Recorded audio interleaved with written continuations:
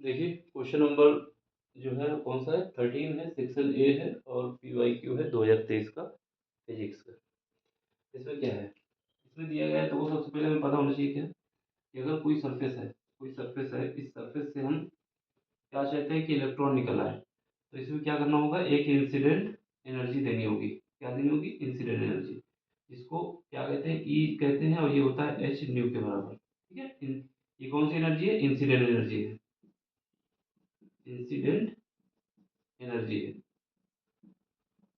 ठीक है, ये सरफेस में आएगा, इस सरफेस में आने के बाद यहाँ से क्या होगा, यहाँ से इलेक्ट्रॉन ऊपर निकलेगा, इलेक्ट्रॉन निकलेगा। ठीक है, इलेक्ट्रॉन निकलेगा, उसके लिए कुछ हमें काम करना होगा जिसको हम लोग फाई कहेंगे। ठीक, फिर उसके बाद इस इलेक्ट्रॉन को एनर्जी चाहिए इसको मूव करने के लिए, जो एनर्जी होगी काइनेटिक एनर्जी। ठीक है, तो यहाँ पर हमारे पास क्या है, हमारे पास यहाँ पे निकल के आया कि incident energy is equal to होगा क्या, kinetic energy plus work function, ये फार्मूला हमारे पास होता है।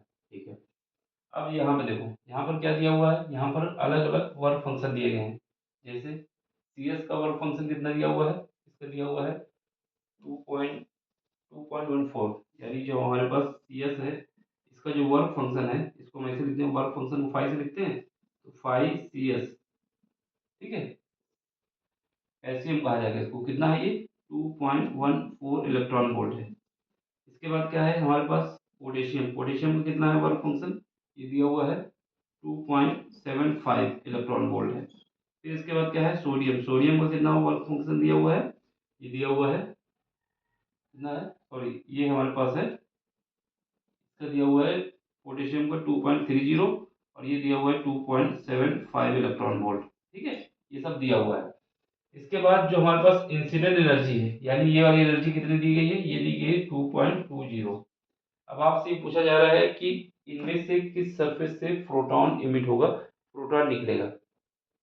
प्रोटॉन तभी निकल सकता है, प्रोटॉन तभी निकल सकता है जो एनर्जी, जो जो हमारा वर्क फंक्शन है, जो हमारा वर्क फंक्शन है वो हमारे पास इंसिडेंट एनर्जी से कम होगा, तभी प्रोटॉन निकल सकता है, नहीं तो प्रोटॉन नहीं निकलेगा। अब जैसे इसका देखो, सीजीएस, कैसे, कैल्शियम का कितना है, कैल्शियम नहीं कैल्शियम है। ठीक है, सी एस का कितना है, 2.14 इलेक्ट्रॉन वोल्ट है। और इस ये जो है ये क्या है, ये हमारे पास जो इमिट एनर्जी है कितनी है, 2.20, इससे कम है इलेक्ट्रॉन वोल्ट, ये भी है, ये कम है ये ज़्यादा है, इसका मतलब यहाँ से इलेक्ट्रॉन निकल सकता है। एक बात, दूसरी इसमें आ जाओ, ये कितना है 2.30, इसकी वैल्यू ज़्यादा है किससे, 2.20 इलेक्ट्रॉन वोल्ट, यानी जो हमने एमिट एनर्जी दी है, इंसिडेंट एनर्जी है, जो इंसिडेंट एनर्जी कम है किससे, वर्क फंक्शन से। ठीक है, इसमें देखो, इसमें भी वही कहानी है, 2.20 इलेक्ट्रॉन वोल्ट कम है किससे, सोडियम के वर्क फंक्शन से। तो हमें अगर इलेक्ट्रॉन को इसकी सरफेस से निकालना है, तो उस केस में वर्क फंक्शन हमारे पास इंसिडेंट एनर्जी से कम आना चाहिए।